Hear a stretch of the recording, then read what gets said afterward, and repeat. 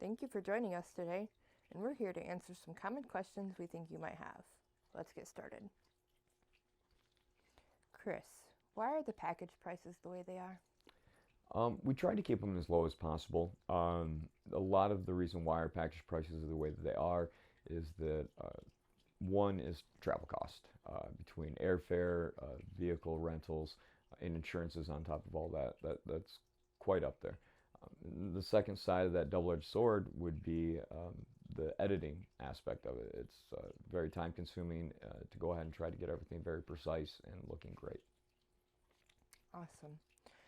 So, in our packages, we have semi scripted experiences. Could you explain that to us? Yeah, so there's like a sequence that we had developed that has the client go through a certain scenario that has maybe their own personality traits added in or their own personal phrases that just adapt more to the environment of what they're doing. At the end of these semi-scripted experiences, they have a personal ending. So this personal ending is just words of wisdom, uh, maybe something to help them through the rough times, but whatever personal message they want to leave that individual to try to help them after their passing. Seems pretty cherishable. In your celebrity packages, how do you do the donations? So we have an agreement that will be written up with the client before their passing, and generally what it would be is that on our website after their passing, we would release their first video, Farewell to Fans, um, at for 6 months.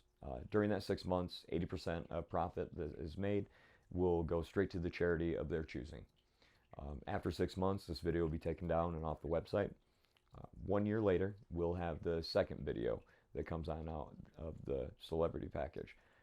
The first video will be re-released 1 month before, just in case somebody didn't get the opportunity to view it or they did want to, they have the opportunity to get it again. During that second video's release, again, it'll be released for 6 months. At that point, it'll be at a retail price on our website. Again, 80% of that goes straight to the charity that the client wanted it to go to. Um, and then after the 6 months, that video gets taken down also. Awesome. How far are you willing to travel with the company?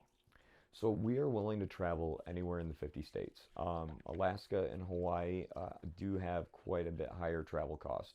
So with this, we do have an additional fee.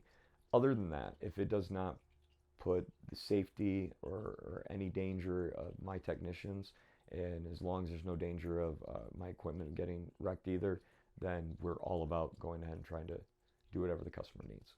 Awesome. Where can I have the immersive experience shot at? So when you sign up on our website for one of the experiences to come out and be shot, you give your address. This is the address that the shoot has to be taken at. Now, you can go ahead and you can have it in your home, you can have it in a barn, you can have it near a pond that you have on your property. We try to be really easygoing with how we're able to do this. Now, there are some things that stop us from doing that, such as wanting to film in like a swamp or a marshy place, or it's snowing, or having heavy rain or anything like that. This could has a very high chance of damaging the equipment, and unfortunately, we wouldn't be able to do that. But other than that, we really want to try to go to what that customer needs and wants. That's amazing.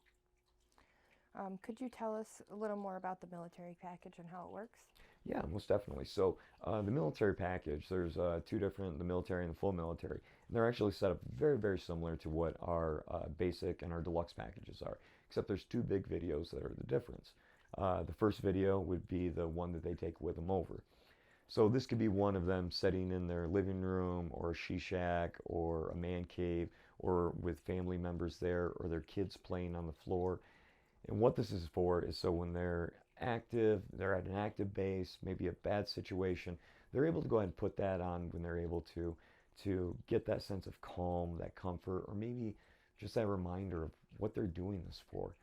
The second side of that's a little bit different. That is stock footage. So there's been research done with PTSD with VR systems, and what it is exposure. So when people get exposed to things over and over again, they almost desensitize to it, even after traumatic events. So we're not a medical application. We're just a tool to be used with resources. We would like to be, and we're trying to be, but currently we are not. So with the stock footage, you could be in the woods, very calm, very soothing, and then now there's gunfire. You could be walking crowded streets, there's people everywhere. We went ahead and we did surveys with military clients and tried to find out what different tics they might have that would set them off.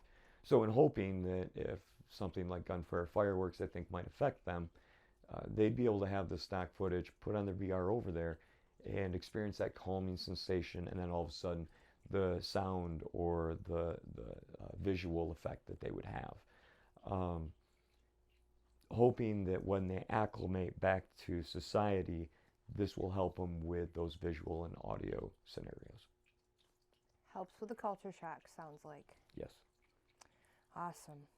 Well, I know we wanted to give our viewers a difference between stereoscopic and monoscopic. Could you explain the difference between that?